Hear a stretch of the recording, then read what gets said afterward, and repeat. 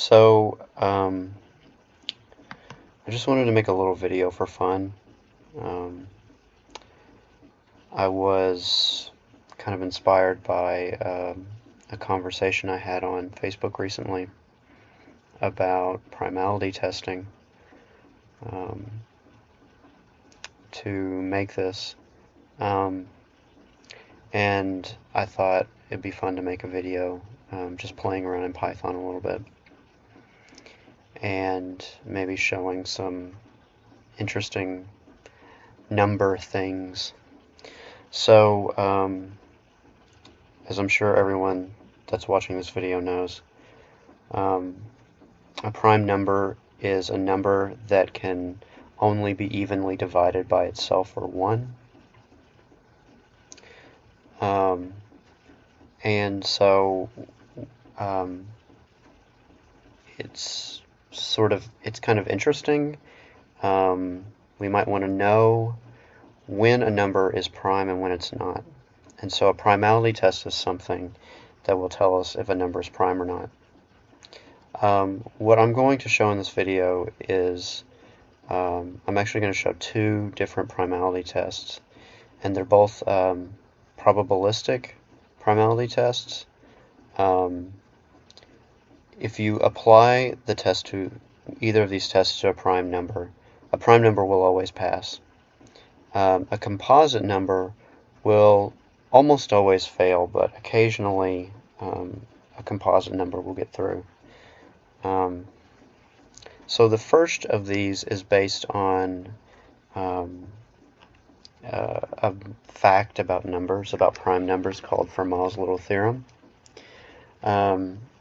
And so let me just give a demonstration to show what Fermat's little theorem says.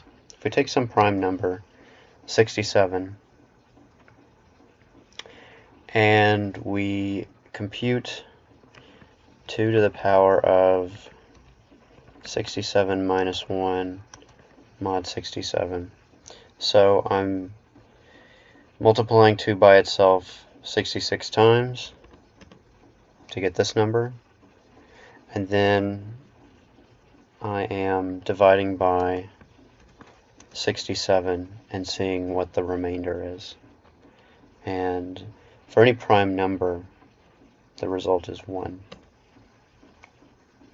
And this is referred to as Fermat's little theorem. The base being 2 is not important. It could be 3, it could be 4, it could be 5, it could be 100. It could be anything that's not a multiple of a. As long as it's relatively prime to this number that we're trying to test, then as long as it's prime, we'll always get 1. Now if we try another number, let's say instead of 67 we try 670. Now this is not a prime number. It's definitely composite because it's equal to 67 times 10. So 10 divides it, 67 divides it. 2 and 5 divide 10, so 2 and 5 also divide 670. And if we compute the Fermat's little theorem test, we get 512 if we use a base of 2, 253 if we use a base of 3, and I'm just going to stick to prime number bases because we know they'll be relatively prime to A, except 5 isn't. 5 is not relatively prime. Neither is 2, now that we get down to it, but 7 is. And we see that in each of these cases we did not get 1. Any one of these giving a number other than 1 says this number has to be composite. So let's just stick with 2. And what I'm going to do is I'm going to say range. First of all, I'm going to turn off what IPython refers to as pretty printing, because I don't find it all that pretty. Let's go from 2 to 100. What this is going to do is give all the numbers 2 up to 99 It stops right before 100 here. So all of these numbers, and what I'm going to do is I'm going to compute the Fermat's little theorem test on each of them. So 2 to the power of n minus 1 mod n for n in this range. So this first part here is the expression that I'm going to compute. This expression is the expression of Fermat's little theorem test. And the second part says compute this expression for each thing in this list right here, and call that thing in whenever you're looking at any particular thing in the list. Okay, so I'll do this, and I've got some of them that are 1, and a bunch that are not. So I'm going to do a little Python magic. I'm going to, let's see, take this and the original range. Actually, let's do it like this.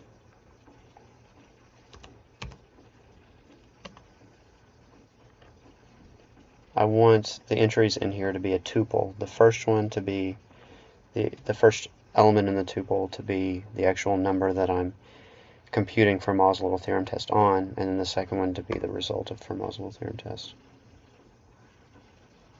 And put the tuple in the wrong place. Not sure if I should actually put this video on the internet or not. Maybe making these kinds of mistakes is part of the fun. And it doesn't work for 2 because 2 is not relatively prime to 2, but we know 2 is prime. And then it says 3 is prime, 4 is not, 5 is prime, 6 is not, 7 is prime, 8 is not, 9 is not, 10 is not, 11 is, 12 is not, 13 is, and so on. Now what I'm looking for, and I may not be able to find it, filter lambda AB b equals 1. I'm applying this function to it. I only want the entries where the second thing is equal to 1.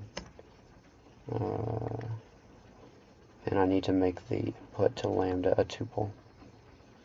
So let's do that.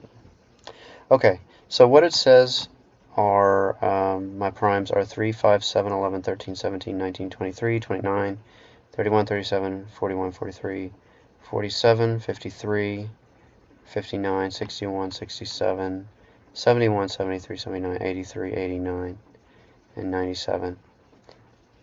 And just off the top of my head, I think each of those is prime. Now,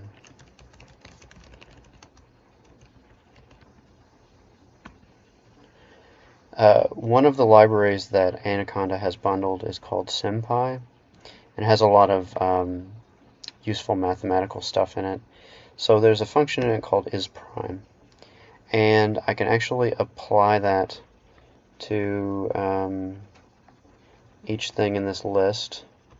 So these list comprehensions are starting to get kind of complicated, but this is just a video for fun. It's not a serious video about showing you how you should actually write nice looking programs in Python. So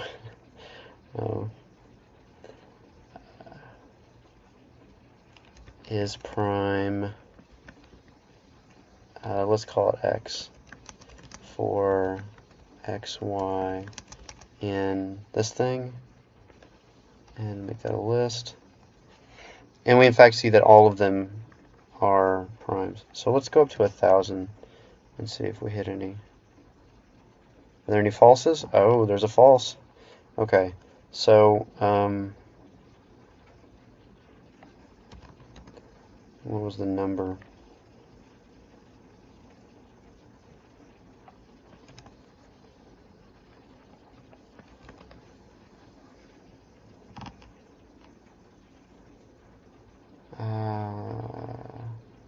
It's kind of hard to see.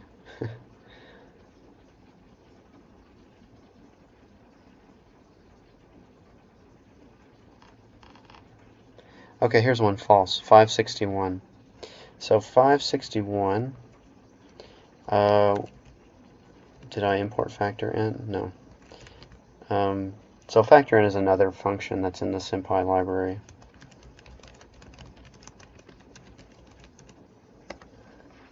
And if I factor 561, it should show me that it's composite. It's 3 times 11 times 17. And so if we compute 2 to the power of 561 minus 1, which is 560, mod 561, we get 1. Now, one way to strengthen the Fermat theorem test is to use multiple bases. So if I try 3, I don't get 1. And so immediately I see that this is in fact not prime. I really only want to use it with numbers that are relatively prime, but if I know something's not relatively prime, I already know it's composite. So it's not a great way to test it. But 5, 7, 13, 17, and so we see 17's not. But 561 seems to pass for a lot of different prime numbers.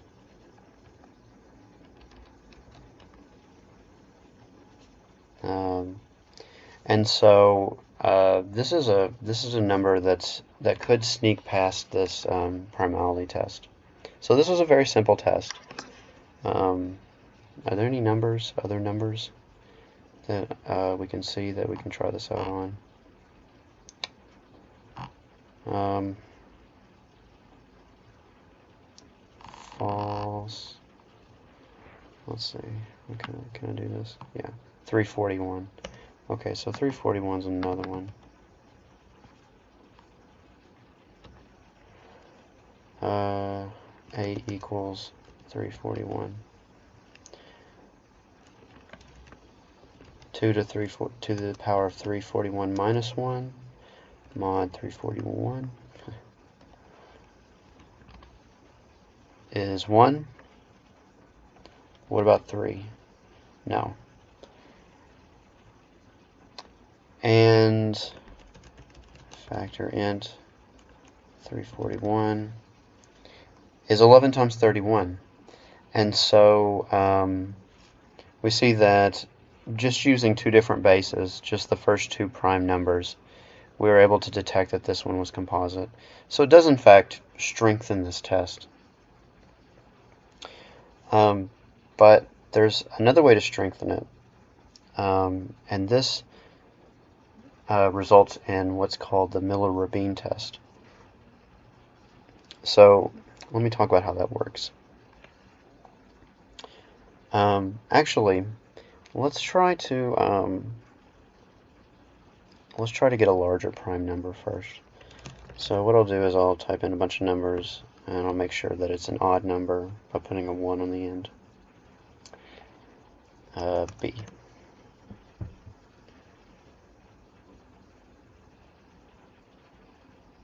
Okay, so is B prime? False. Okay, so I'm going to have to work a little harder to get a prime number. I'll move up by 2, because if I moved up just by 1, I would end up with an even number, and that's not prime because it has 2 will evenly divide an even number. Okay, is prime? False. Increased by 2, it's still not prime. Still not prime. And I'll just keep doing this. And maybe this is a good time to show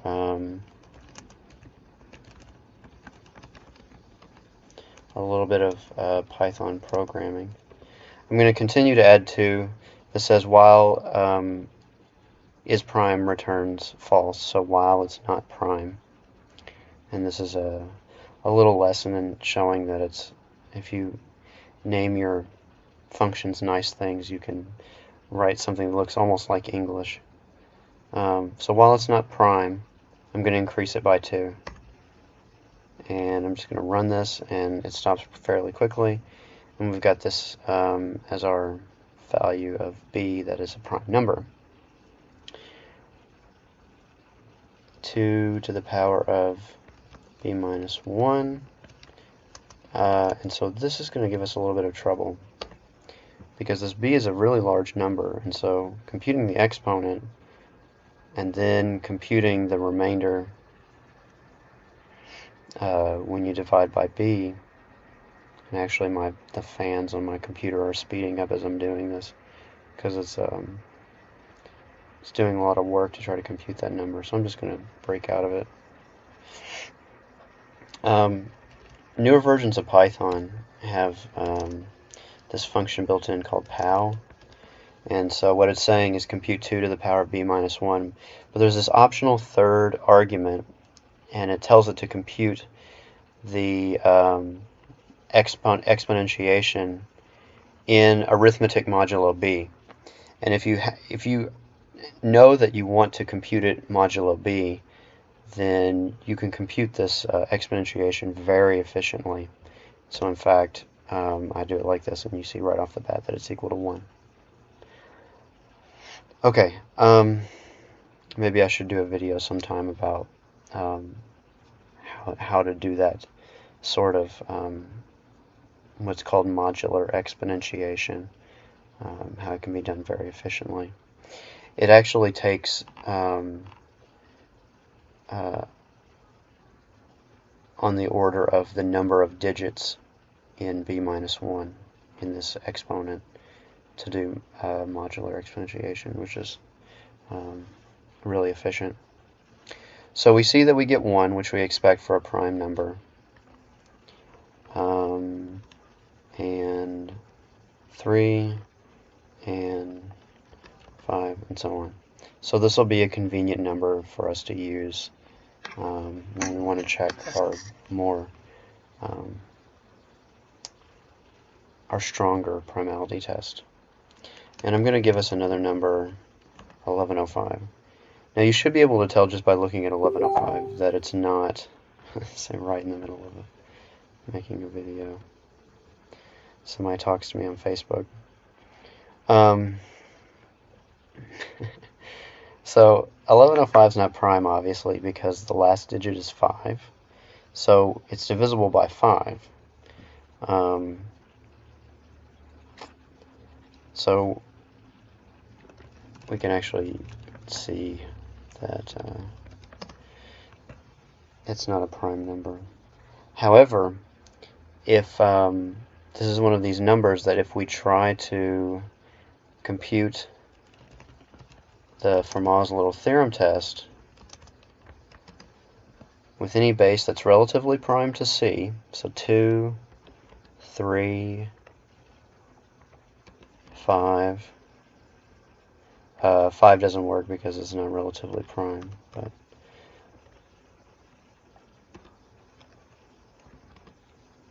yeah, so we can test all of these bases.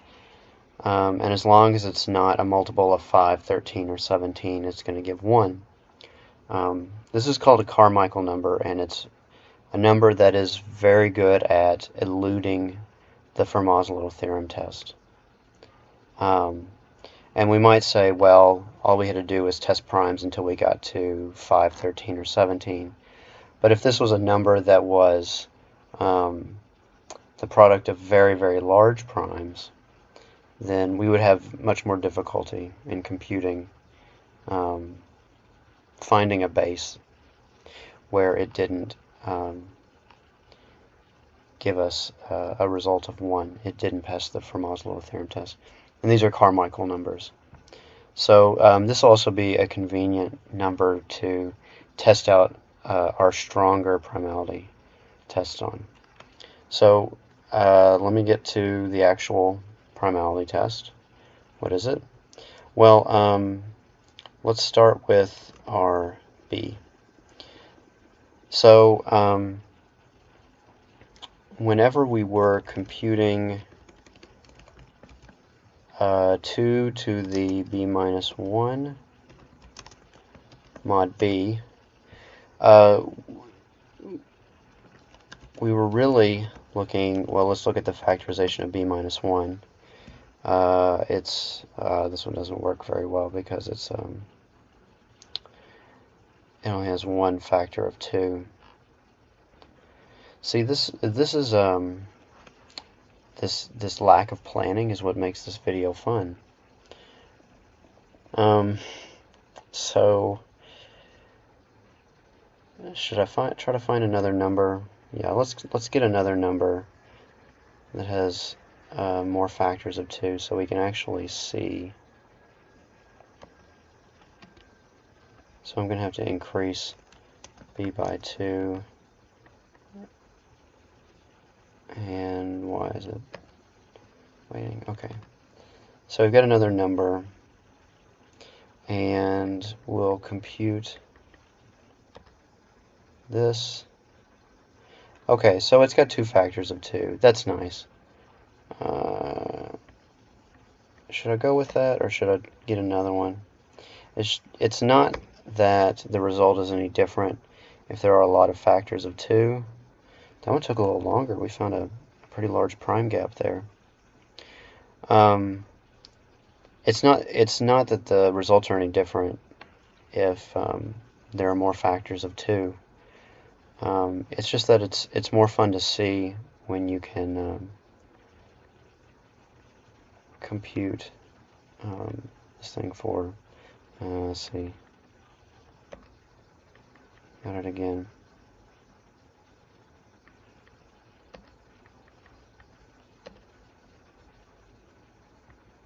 Oh, I didn't actually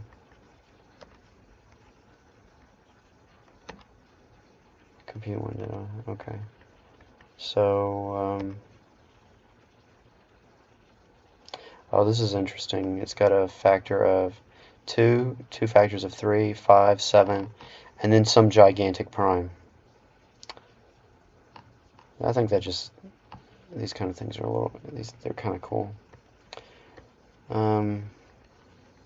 So, let's see.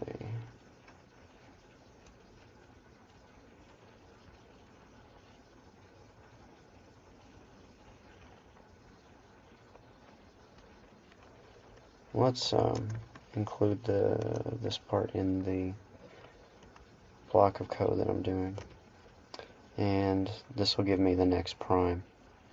So it's just moving on to the next prime afterwards.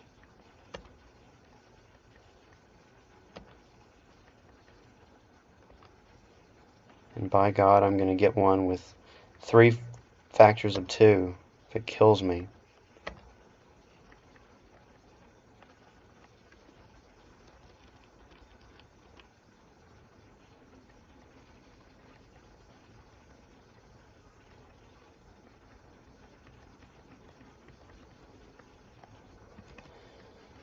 Oh, what is it doing? Okay. Yeah, that's not 1. That's not 1. Oh, here's one with 5 factors of 2. Okay, so when I inevitably re-record this video, I'll use this number. Okay, so what is b? And pow of 2 to the b minus 1 mod b should be 1, because it's a prime number. And in fact, it doesn't matter that we're using 2. We could use that number there. So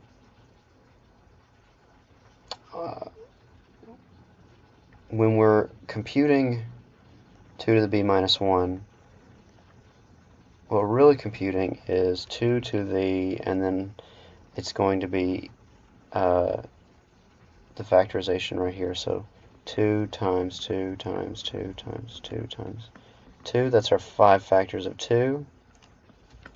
And then 13. Well, let's get our 2 factors of 3 in there first.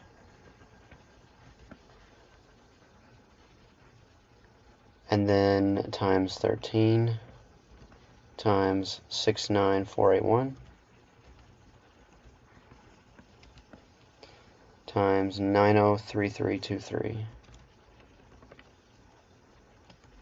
Okay, And so this is our 2 to the b minus 1 to the b, but I've just rewritten b minus 1 as its factorization. Now, this is another fact, which maybe in another video I can go into, that if we're working in modular arithmetic, modulo a prime number, then 1 only has 2 possible square roots, 1 and -1. So it can only be 1 or -1. If we take the square root and we get a number that is not 1 or -1, then we know that this b here is not a prime number. Now, how can I compute the square root? Well, this exponent right here, this is 2 to the power of this thing. Maybe it would be better if I showed this with a smaller number. 67 minus 1 is 66.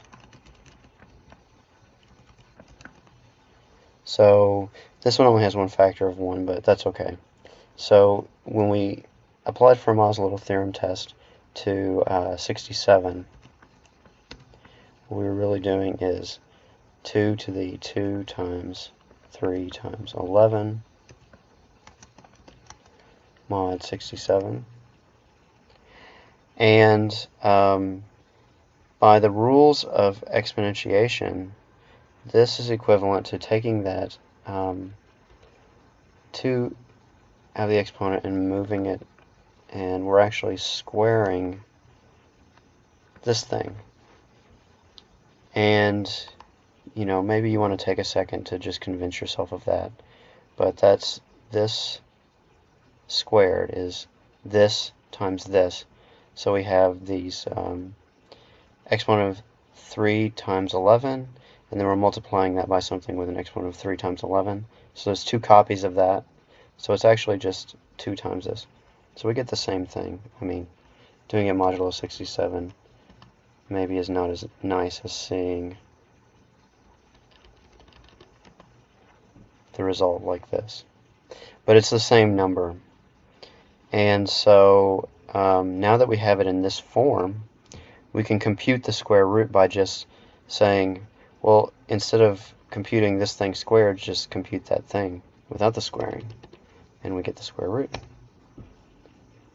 And we get 66. Now 66 is equivalent to -1 mod 67. And so we did in fact get -1 from this result, which is what we were expecting. And so everything is okay. For this result, we had 1, and we remove a factor of 2, we still get 1. We remove a factor of 2, we still get 1. Remove a factor of 2, and we get, is this b minus 1? It is. And so once we try to take the square root of -1, that's totally dependent on what b is. We don't get anything nice about that just from the fact that b is a prime. So this is a stronger test of primality. And in fact, let's see something that fails it. 1105 was our Carmichael number. I think we still have it stored in C. And C minus 1 is 1104. So if we factor C minus 1, we get 2 to the 4th times 3 times 23. So let's kind of look at this as 2 to the power of 2 times 2 times 2 times 2 times 3 times 23 mod C. And this gives us 1. Now when we start working backwards, when we start taking square roots, we get 1. And then we get 781. 781 is not 1, and it's not -1, which is equivalent to C minus 1, which is 1104. And so this has failed our test, and this is the Miller-Rabin test. If you take the square root of 1, which is what you should get from the Fermat's little theorem test, and you get something other than 1 or negative 1, then you know that that number can't be a prime number. So actually what we do instead for the Miller-Rabin test is we start from this this odd factor of c minus 1, and that's 967. And then what we can do, which is very efficient, is just to take that number and square it. And so we work our way up. We had 4 factors of 2. Sorry, let me start off with this. And then 259 squared is 781. And 781 squared is 1. And this is the point. So we went through all 4 of our factors of 2 with this sequence of numbers: 967, 259, 781, and 1. And what we saw is we went from 781 to 1. If c were a prime number, the only way we could get to 1 is from 1 itself. Squaring 1 is 1. Or negative 1, we get squaring negative 1 is 1. This is this going from a number that's not negative 1 or 1 to 1 can only happen if c is composite. And so this tells us that c is composite. And so this is a stronger test. It's a much, much stronger test. It has a lot of really useful properties. If we look at our b here, we can do the same thing. Factor int b minus 1. And we see that what we're looking at is POW 2, 69481 times 2 to the 5th times 3 times 3 times 903323 times 13 mod b. Did I get that wrong? Oh no. So this is the odd part. And then we start squaring it. And so I could do this to square it. That's equivalent. But a really convenient way to do it is just say, take the result, square it, mod b.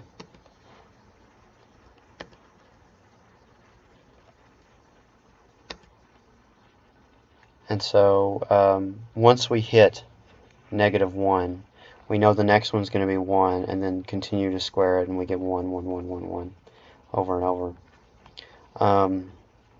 This right here should be negative 1. So we look at b minus 1, and in fact, that is the same number. So this is the Miller-Rabin test. This is the way it's implemented. And this is